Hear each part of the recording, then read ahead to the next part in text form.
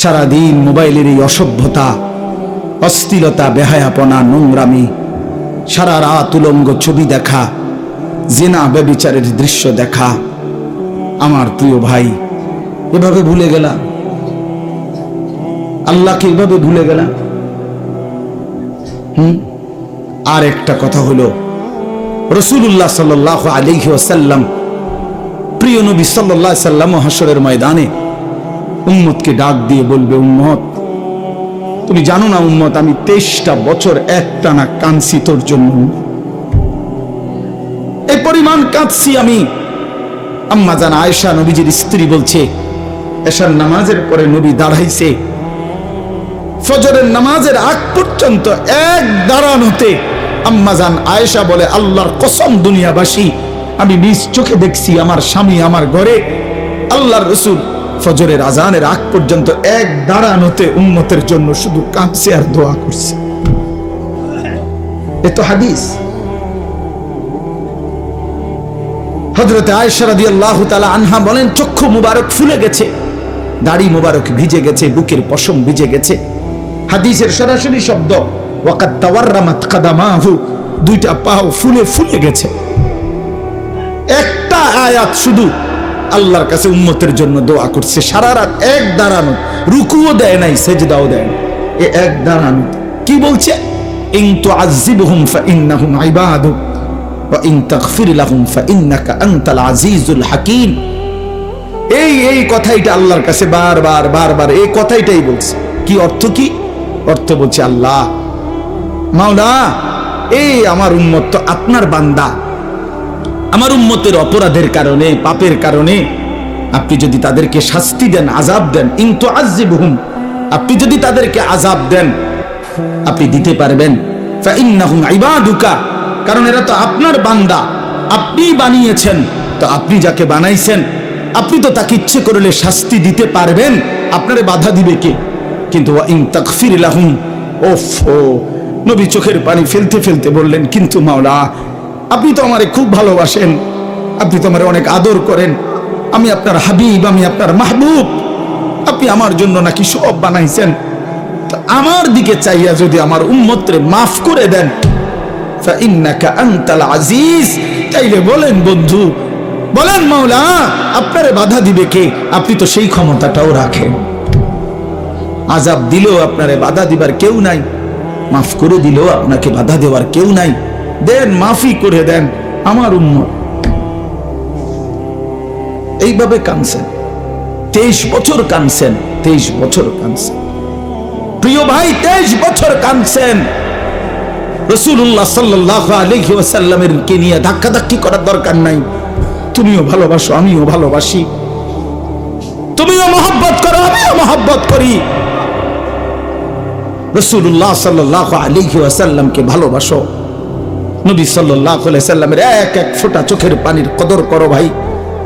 আল্লাহর নবী বলবেন, উম্মত 23টা বছর আমি কেঁদেছি, আমি নিজের পিঠ দেখাবে, আমরা কিতাবে পড়ছি, উর্দু কিতাবে আল্লাহর নবী বহু উম্মতকে নিজের পিঠ ছড়াইয়া দেখাবে, আমার উম্মত আমার পিঠটা দেখো, তায়েফের পাথরের আঘাতে আমার পিঠটা চালনির মতো ছিদ্র ছিদ্র হয়ে গেছে, আমি এই পরিমাণ পাথরের আঘাত সইলাম, আমি রক্তে দেহ ভাসায় ফেললাম, ক্ষুধার কষ্টে পেটে 2টা পাথর বাঁধলাম, উহুদের দান শহীদ করা রক্তে আমি বেহুশ হয়ে উহুদের ময়দানে পড়েছিলাম, আমার ঘরে 3 মাস চুলায় আগুন জ্বলে নাই, 3 মাস নবীর ঘরের চুলায় আগুন জ্বলে নাই।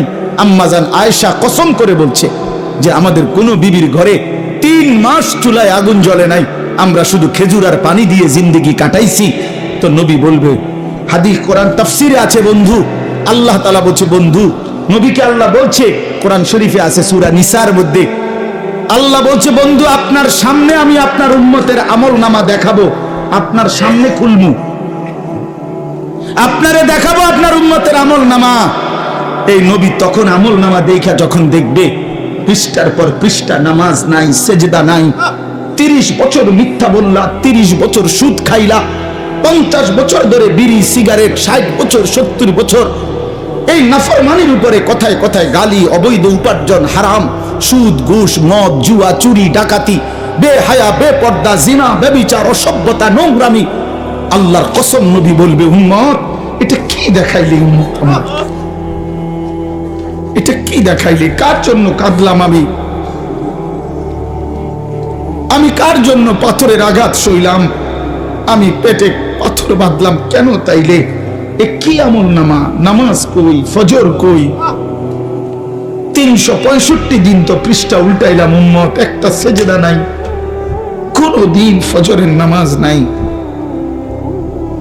আমি এই আমল নামা নিয়ে সুপারিশের জন্য মালিকের সামনে কেমনে দাঁড়াবো? নবী বলবে, উম্মত তুই আমার এত বড় মাথাটা কেমনে ছোট করে দিলি?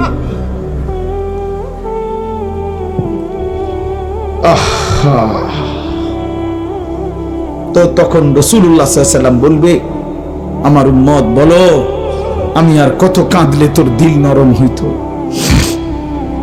আমি আর কত রক্ত ঝরাইলে, আমি আর কতদিন ক্ষুধার কষ্ট সইলে তুমি উম্মত আমার কথা শুনতা? বলো কি বলবেন ভাই, কি বলবেন?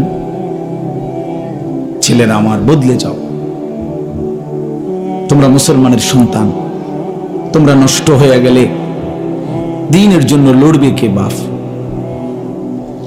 ইসলামের জন্য জানবাজি রাখবে কে? আগামী দিনে ইমাম মাহদির পক্ষে লড়বে কে? দাজ্জালের বিরুদ্ধে লড়বে কে? আমার অনুরোধ রইল, ছেলেরা তোমাদেরকে অনুরোধ করলাম, অনেক নওজোয়ান মাশাআল্লাহ, দেখছেন কি পরিমাণ ছেলে, কি পরিমাণ ছেলে। যদি এদের প্রত্যেকের কপালে সেজদা থাকতো কি পরিমাণ সুন্দর হতো। এই জন্য আমি ভাই বলি, যদি কখনো মনটা শক্ত থাকে, কোনোভাবেই মন নরম না হয়, তো মাঝে মাঝে ফিলিস্তিনের মজলুম মুসলমানের রক্ত দেখো। প্রতিদিন কি পরিমাণ মুসলমান আল্লাহর এই জমিনের মধ্যে রক্ত ঝরাচ্ছে। ইসরায়েলের ইহুদি কুত্তারা কি পরিমাণ মুসলমানের রক্তে জমিন ভাসায় ফেলছে। আমি এটা সবচেয়ে বেশি বলি যে গাজা, ফিলিস্তিন, এই জায়গাগুলোর মুসলমান যখন প্রতিদিন রক্ত দিতেছে, শহীদ হচ্ছে, খুন হচ্ছে, ছোট্ট ছোট্ট এতিম বাচ্চা অসহায়ের মতো কাঁদতেছে, বিধবা নারীর কোনো আশ্রয় নাই, সন্তানের কোনো আশ্রয় নাই, মুসলমানের যখন এই পরিমাণ অবস্থা, সেই সময় তুমি মোবাইলে উলঙ্গ ছবি, নাচ, গান, জিনা, ব্যভিচারের দৃশ্য সারা রাত দেখো, হায় বন্ধু, এটা মানায় না। এত বড় জালেম মানুষের বাচ্চা হইতে পারে না। কোরআনুল কারীমের মধ্যে আছে, আল্লাহ তাআলা বলেন, বান্দা আমাকে মানবার জন্য, জান্নাত পাওয়ার জন্য, তুমি আখিরাতের পরীক্ষায় উত্তীর্ণ হওয়ার জন্য 3টা ব্যবস্থা আমি নিয়মিত রাখছি।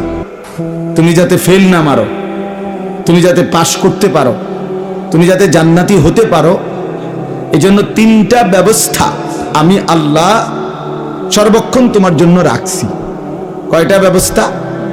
1 নাম্বার, আমি আল্লাহ তাআলা তোমাকে যতগুলো হুকুম করেছি, যতগুলো নিষেধ করেছি, প্রতিটা হুকুম এবং প্রতিটা নিষেধ পালন করা এবং বর্জন করার, ছেড়ে দেওয়ার শতভাগ যোগ্যতা আমি আল্লাহ তোমার দেহের মধ্যেই দিয়েছি।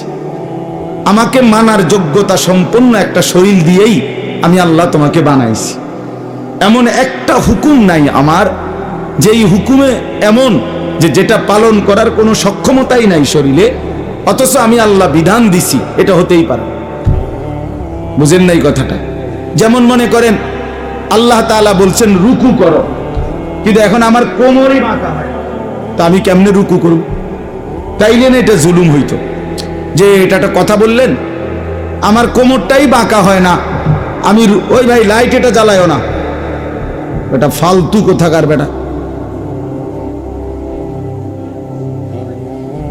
ছোট বড়, বালেগ না বালেগ, সবার হাতে দিয়ে দিছে মোবাইল, সবার হাতে। হায় মুসলমান, অপ্রাপ্ত বয়স্ক ছোট ছোট বাচ্চাদের হাতে যেই অভিভাবক, সে মা হোক, বাবা হোক, দুলাভাই হোক, বড় ভাই হোক, চাচা হোক, এই বড় মোবাইল যে তাদের হাতে দেয়, বিশ্বাস করেন তার চাইতে বড় জালেম আর কেউ হতে পারে। ওই মা জালেম যে মা তার সন্তানকে বড় মোবাইল তুলে দিছে, ওই বাপ জালেম ওই অভিভাবক জালেম বেটা, তুই নষ্ট করে দিলি বেটা তোর সন্তানকে, তোর একটি পবিত্র সন্তান তুই বেটা নষ্ট করে দিলি বেটা। বাচ্চাটা কাঁদবে, কাঁদলে কি মানুষ মরে যায়? তো কাঁদলে কি হইতে নাহলে 2 দিন কাঁদবো। বাচ্চা ভাত খাইতে চায় তো ভাত না খাইলে কি সেতে রৌদ্রে শুকায় থাকুক, অসুবিধা কি? মোবাইল না দিলে বাচ্চা কাঁদে, মোবাইল না দিলে বাচ্চা ঘুমায় না, মোবাইল না দিলে বাচ্চা খানা খায়। এগুলো কোনো যুক্তি হইতে পারে? আস্তাগফিরুল্লাহ, আস্তাগফির। এটা কোনো কথা হইতে পারে? এত বড় জুলুমের কথা। এই ছোট বাচ্চার হাতে কে দিল মোবাইল আপনি বলেন? কোনো হায়া লজ্জা নাই, কোনো অনুভূতি বিবেক নাই। এখানে ওলামায়ে কেরাম আছে, বয়স্ক বাবা চাচা দাদার বয়সী লোক আছে, কারো কোনো আকল তমিজ নেই। আমার যেমন চাইতা, আমার যেমন চাইতা। হাদিসের মধ্যে আছে রাসূলুল্লাহ সাল্লাল্লাহু আলাইহি ওয়াসাল্লাম বলেন, কুল্লু মাউলুদিন ইউলাদু আলাল ফিতরা, প্রতিটি মানব সন্তান আল্লাহকে মানার পূর্ণ যোগ্যতা নিয়েই মায়ের পেট থেকে ভূমিষ্ঠ হয়।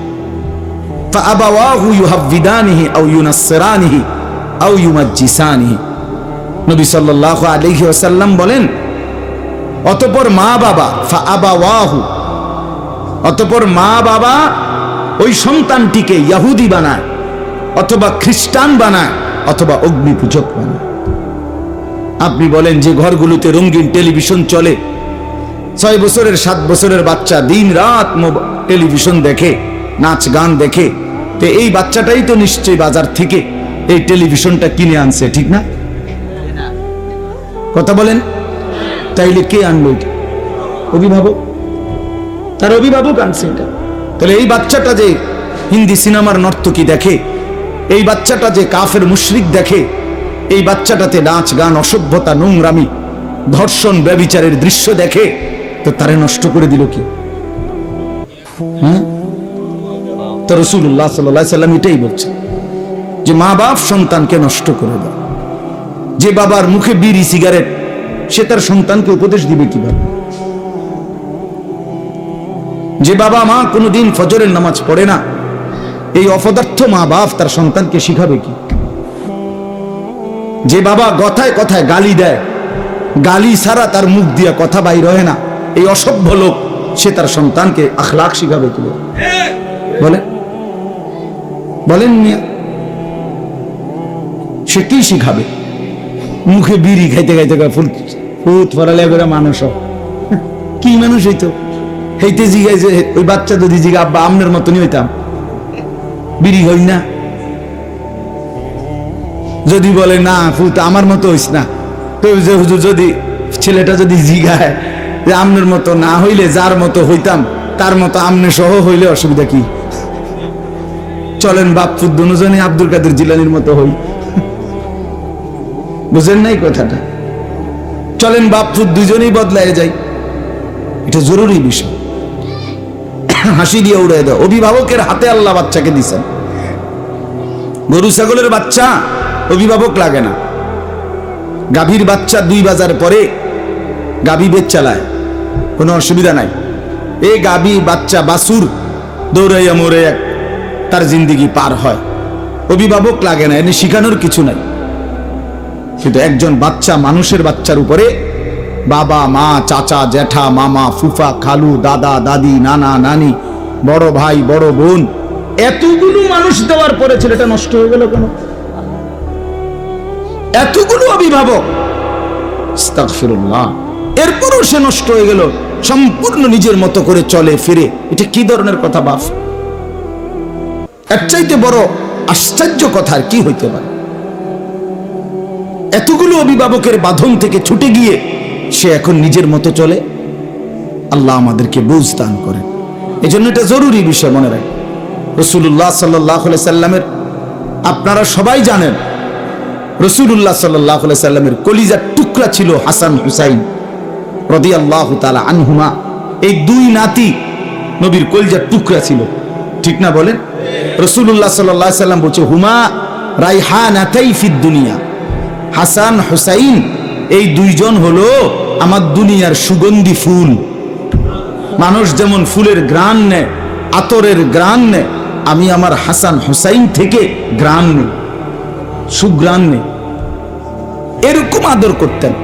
সেই আদরের নাতি আল্লাহ নবীর কাঁধে উঠতেন, ঘাড়ে উঠতেন, কোলে নিতেন। কিতাবের মধ্যে আছে রাসূলুল্লাহ সাল্লাল্লাহু আলাইহি সাল্লাম ওনাদেরকে কোলে বসাইয়া জুমার খুতবা দিতেন, এমনি বয়ান করতেন, মানে এতটা আদর করতেন, এতটা আদর করতেন।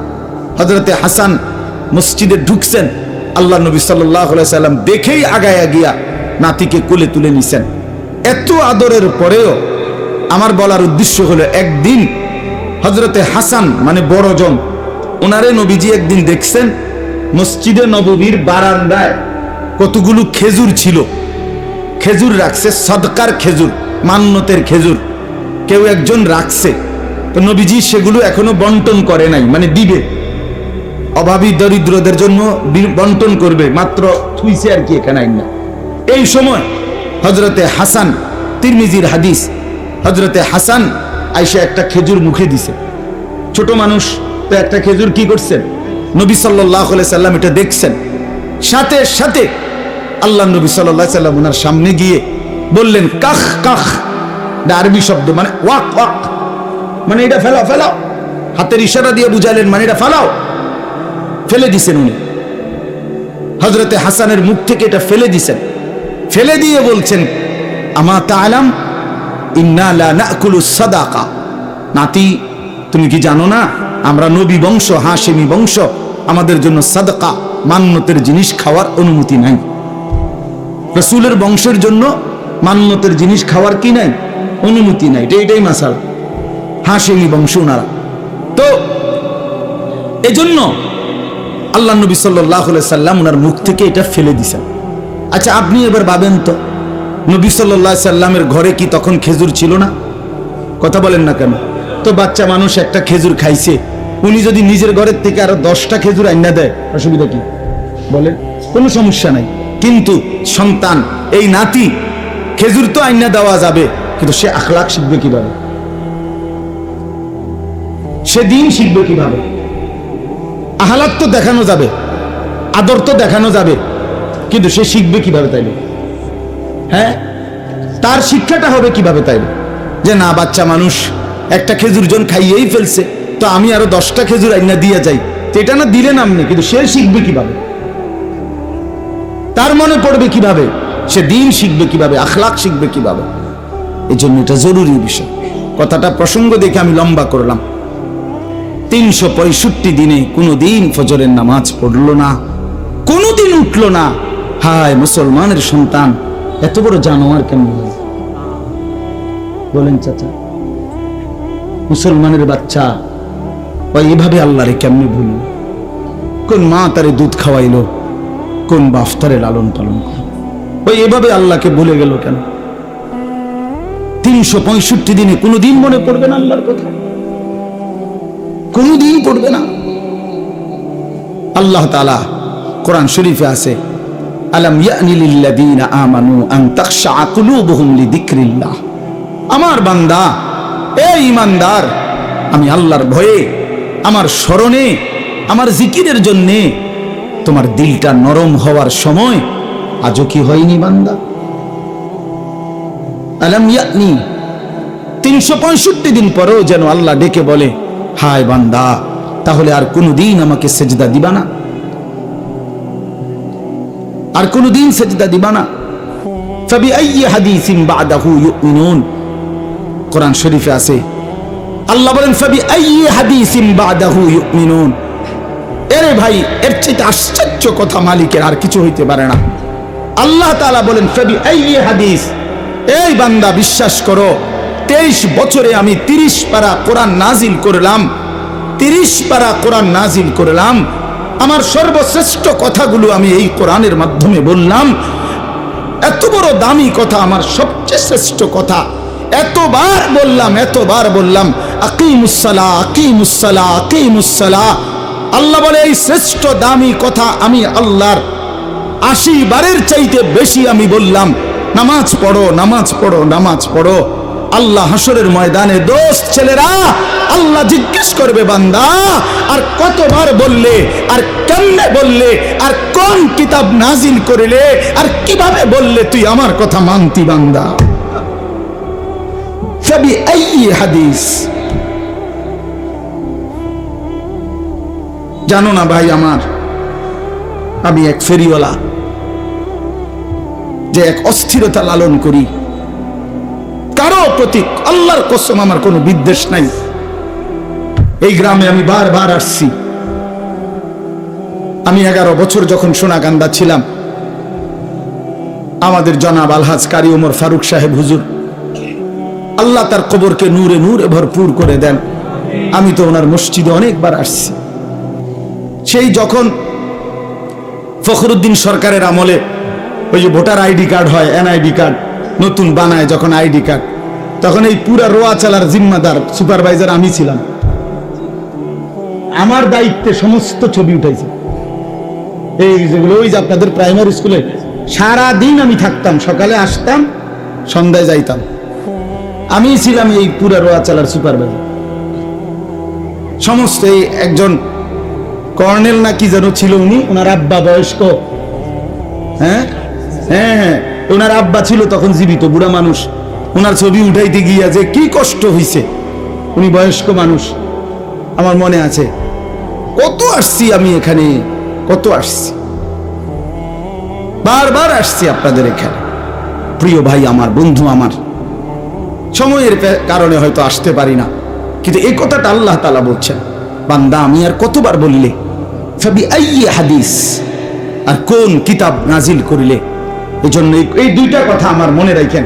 এই একটা কথা হলো এইটা, যে হাসরের ময়দানে আল্লাহ জিজ্ঞেস করবে বান্দা, এখানেই জিজ্ঞাইছে কোরআনে, যে বান্দা আমি আর কেমনে বললে, আর কোন কথা বললে, আর কতবার বললে। ইত্তাকুল্লাহ ইত্তাকুল্লাহ ইত্তাকুল্লাহ ইত্তাকুল্লাহ ইত্তাকুল্লাহ, কোরআনে বারবার আছে, বারবার আছে কিনা?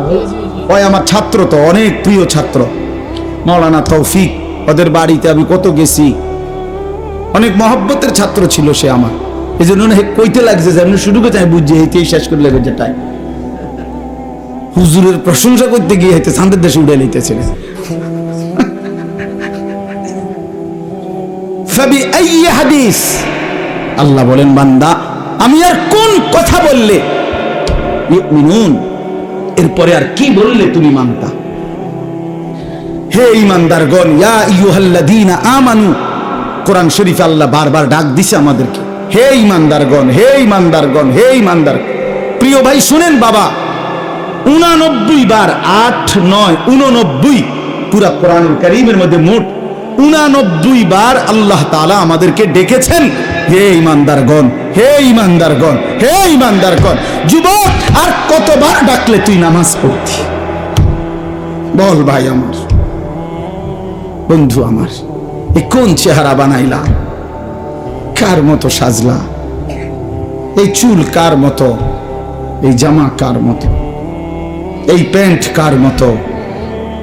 নবী সাল্লাল্লাহু আলাইহি সাল্লামের আখেরি ওসিয়ত ছিল ভাই, নবীজি যখন দুনিয়া থেকে বিদায় নেয়, আম্মা জান আয়েশা রাদিয়াল্লাহু তাআলা আনহার বুকে মাথা রাখা অবস্থায় জিবরাইল এবং মালাকুল মউত আজরাইল দুইজন সামনে, নবীজির রূহু কবজ করবে এখন।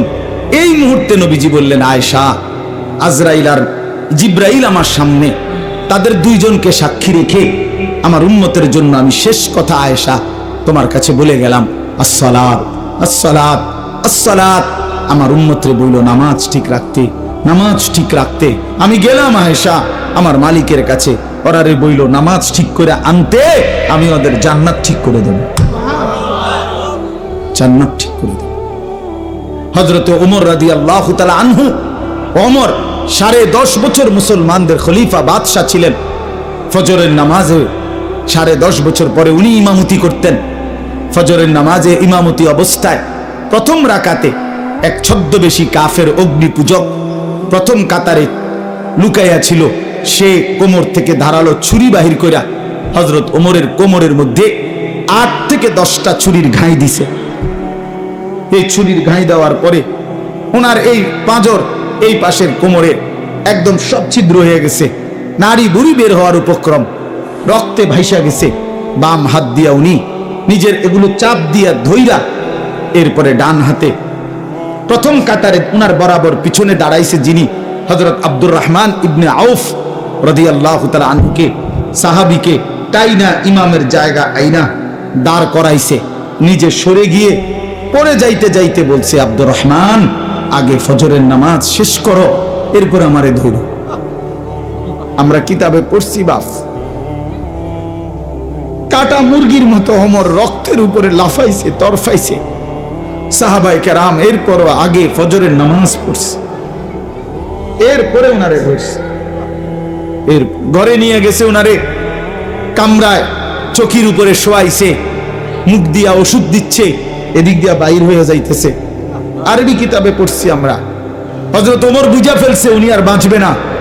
কিতাবে লিখছে উনি ওনার ছেলেকে ডাক দিয়া বলছে, আব্দুল্লাহ ইবনে ওমরকে বলছে, আব্দুল্লাহ, তুই আমারে চকির থেকে নামায় দে, আমারে মাটিতে রেখে দে, আমার গালটা মাটির সাথে লাগায় দে, আমি একটু মাটিতে গড়াগড়ি করে আমার জীবনটা দিতে চাই, যেন আমার এই মাটির গড়াগড়ি দেখা আমার মালিকের দয়া হয়, আমারে যেন মাফ করে দেয়। এই ছিল আমিরুল মুমিনিন ওমরের জিন্দেগি। উনি বলছেন, দা খাদ্দি আলাল আরদ, আমার গালটা মাটিতে রেখে দাও, আসা রব্বি আন ইয়ারহামানি, বাদশার মতো মরতে চাই না, চকিতে মরতে চাই না, মাটিতে ফেলে দাও, মাটিতেই পড়ে থাকি, যেন আমার আল্লাহ, আসা রব্বি আন ইয়ারহামানি, আমার আল্লাহ যেন আমার একটু দয়া করে। নিয়ত করলাম তো ইনশাআল্লাহ, ছেলেরা ভাই নিয়ত করছো ইনশাআল্লাহ। আল্লাহ তোমাদেরকে হিম্মত দান করেন, আল্লাহ তাআলা কবুল করেন। এই সূরাটার এবার তরজমা শুনাই, তাইলেই কথা শেষ। কোরআনুল কারীমের 30 নম্বর পারা, কোরআনুল কারীমের 99 নম্বর সূরা, সূরা জিলজাল। এই সূরার 8টা আয়াত। আল্লাহ তাআলা বলেন, ইদা জুলজিলাতিল আরদু জিলজালাহা। আল্লাহ তাআলা এই পৃথিবী যখন ইসরাফিল ফু দিবে, কিয়ামত হবে, পৃথিবীর সব কিছু ধ্বংস হবে, তখন একটা ভূমিকম্প হবে। প্রথম ওই ভূমিকম্পে কাঁপতে কাঁপতে জমিনের উপরে যা কিছু আছে, মানুষ, গরু, ছাগল, কীট পতঙ্গ, জন্তু, জানোয়ার, অর্থ সম্পদ, ঘর বাড়ি, দালান, বিল্ডিং, স্বর্ণ রৌপ্য যা আছে সব কিছু প্রথম ফুৎকারে কাঁপতে কাঁপতে ভূমিকম্পের মাধ্যমে জমিনের তলদেশে চলে যায়। সব জমিন পুরা ফাঁকা। নির্দিষ্ট সময় পরে আল্লাহ তাআলা আবার ইসরাফিল আলাইহিস সালামকে সৃষ্টি করে আবার বলবেন, এবার দ্বিতীয় ফু দাও। এই দ্বিতীয় ফু যখন আবার দিবে, এই কথাটা এখানে বলতেছে, ইদা জুলজিলাতিল আরদু জিলজালাহা, জমিন তখন আবার কাঁপতে শুরু করবে, ভূমিকম্প হবে আবার দ্বিতীয়বার।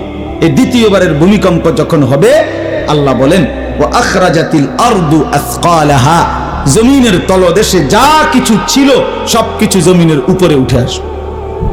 মানুষও, জন্তু জানোয়ারও, অর্থ সম্পদ, স্বর্ণরৌপ্য সবকিছু মাটির নিচে আবার খালি। একটু আগে কোনটা খালি ছিল? মাটির উপরটা। এখন খালি হয়ে গেছে কোনটা? মাটির নিচটা। সব উপরে আসবে।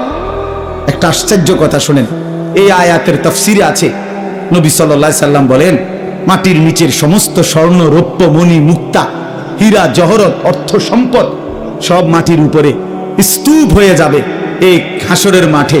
আর ওইগুলো আল্লাহর কুদরতে এগুলোর জবান খুলে যাবে। এই টাকা পয়সা স্বর্ণ রৌপ্যের তাকিউল আরদু আফলাদা কাবাদিহা, মানে জমিনের ভিতর থেকে স্বর্ণ রৌপ্য মণি মুক্তাও বাইর হবে। এগুলো যখন জমিনের উপরে স্তূপ, এগুলো ডাক দিবে, এই স্বর্ণরৌপ্যগুলো ডাকবে মানুষকে, ডাক দিয়ে বলবে, হে অমুক, নাম ডাক দিয়ে বলবে, এদিকে আসো, এই সম্পদের জন্য তুমি চুরি করছো, এই সম্পদের জন্য তুমি ডাকাতি করছো, এই সম্পদের জন্য তুমি বছরের পর বছর সুদ খাইছো, মিথ্যা বলছো, ওজনে কম দিছো, আজ নেও কি পরিমাণ দরকার, আজ নেও, এদিকে আসো, নেও যা লাগবে নাও। এই সম্পদের জন্য ভাইয়ের হক নষ্ট করছো, এই সম্পদের জন্য অমুককে হত্যা করছো, নাও এখন না। এই তখন কোরআন শরীফে আছে, ওয়াকালাল ইনসানু মা লাহা, তৃতীয় আয়াত। তখন লোকেরা একজন আরেকজনকে বলবে, ভাই এটা কি হলো, মা লাহা, এটা কি, এগুলো কথা বলে কেমনে, এগুলো কথা বলতেছে কেন, আরে ঘটনাটা কি? আল্লাহ বলেন, ইয়াউমাইদিন তুহাদ্দিসু আখবারাহা, বান্দা মাত্র তো দেখলা স্বর্ণরৌপ্য কথা বলে, এখন না দেখবা খেলা, এখন দেখবা খেলা। কি খেলা?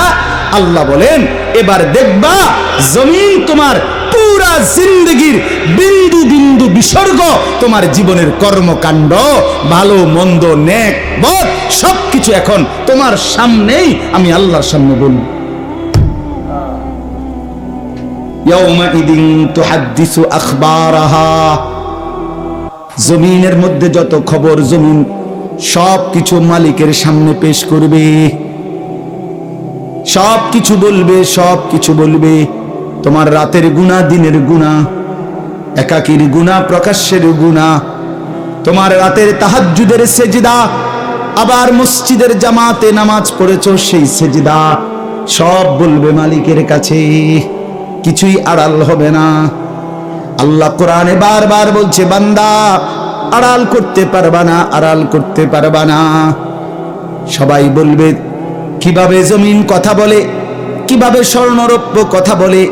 অন্য আয়াতে কোরআনের অন্য জায়গায় আছে, ওয়াশাহিদা আলাইহিম সামউহুম ওয়া আবসারুহুম ওয়া জুলুদুহুম, আল্লাহ বলেন তোমাদের কান, তোমাদের চোখ, তোমাদের সারা দেহের চামড়া আমি আল্লাহর সামনে তোমাদের জিন্দেগির সব কাজ সম্পর্কে সাক্ষী দেবে। শরীরের প্রতিটা চামড়া কথা বলবে। কেন কথা বলে, কেমনে কথা বলে? তো আল্লাহ বলতেছেন বিআন্না রাব্বাকা আওহা লাহা, আল্লাহ আদেশ করেছেন বলেই কথা বলে। হ্যাঁ, এজন্য মনে রাখতে হবে শুধু জিহ্বায় কথা বলে, জি না, আল্লাহ হুকুম করলে কথা বলে। কথা বলেন না, জিহ্বায় কথা বলে না, না না না। তো যে বেটা বুবা, বুবা মানুষ দেখছেন নি জীবনে, হের জিহ্বা নাই তো হে কথা কয় না, তো কি বুঝা গেল? জিহ্বায় কথা বলে না, মালিকের হুকুম হইলে কথা বলে। যে কানে শুনে না, হের এরকম কান নাই, ঠিক না, এদের সমান, তো সে শুনে না কেন? বুঝা গেল আল্লাহর হুকুম হলে শুন। যে অন্ধ, তার কি এখানে চোখ বলতে কিছু নাই? কথা বলেন না, অন্ধ লোকের এদিক দিয়ে এরকম চোখ নাই, তো হে দেখে না কেন? বুঝা গেল কি? মালিকের হুকুম হলে। ঠিক এরকম আল্লাহ বুঝাইতে চাইছেন, বান্দা তুমি তো মনে করছো জিহ্বা দিয়ে শুধু কথা বলে, আরে না বেওকুফ, আমার হুকুমে কথা বলে। তো আমি হুকুম করিলে যদি গোশতের এই টুকরাটা কথা বলতে পারে, তো এই টুকরা বলতে পারবে না? বুঝেন নাই? আমি হুকুম করিলে জমিন কথা বলতে পারবে না কেন? আল্লাহর হুকুমে কথা বলতে পারে।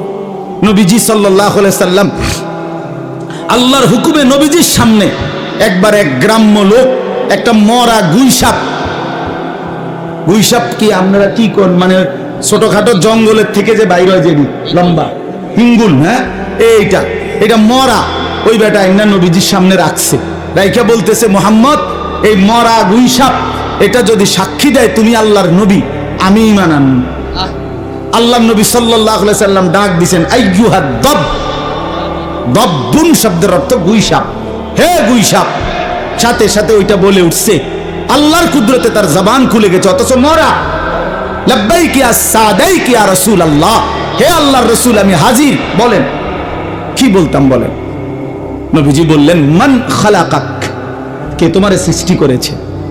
তখন সে বলল, খালাকানি ওয়া খালাকাকা রব্বুস সামাওয়াতি ওয়াল আরদ, আপনারও বানাইছেন তিনি, আমারও বানাইছেন তিনি, সাত আসমান ও জমিন বানাইছেন তিনি। এরপরে বললেন, মান আনা, আমি কে, চিনো আমারে? বলছে, আনতা রাসূলু রাব্বিল আলামিন, যেই মালিকের কথা আমারে জিগাইছেন ওই মালিকের রাসূল আপনি।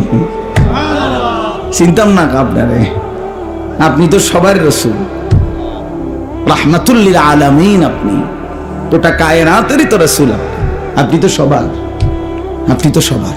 এই জন্য আল্লাহ তাআলার হুকুমে কথা বলে। ইয়াউমাইদিন নাসদুরুন নাসু আশতাতাল লিয়ারাউ আ'মালাহুম, আল্লাহ বলেন এরপরে এই সমস্ত মানুষ দ্বিতীয় ফুৎকারে যখন কবর থেকে হাসরের ময়দানে দাঁড়াবে, তো প্রত্যেকেই দলে দলে ফেরেশতারা ভাগ করে করে দিবে। আশতাতান মানে ভাগ ভাগ হয়ে ফেরেশতারা প্রত্যেককে তার আমল অনুযায়ী, পাপ অথবা নেকি অনুযায়ী ভাগ ভাগ করে দিবে। ওই ভাগে ভাগে লাইনে লাইনে প্রত্যেকেই লিউরাও আমালাহুম, নিজ নিজ জিন্দেগীর আমল সচক্ষে দেখতে পাবে।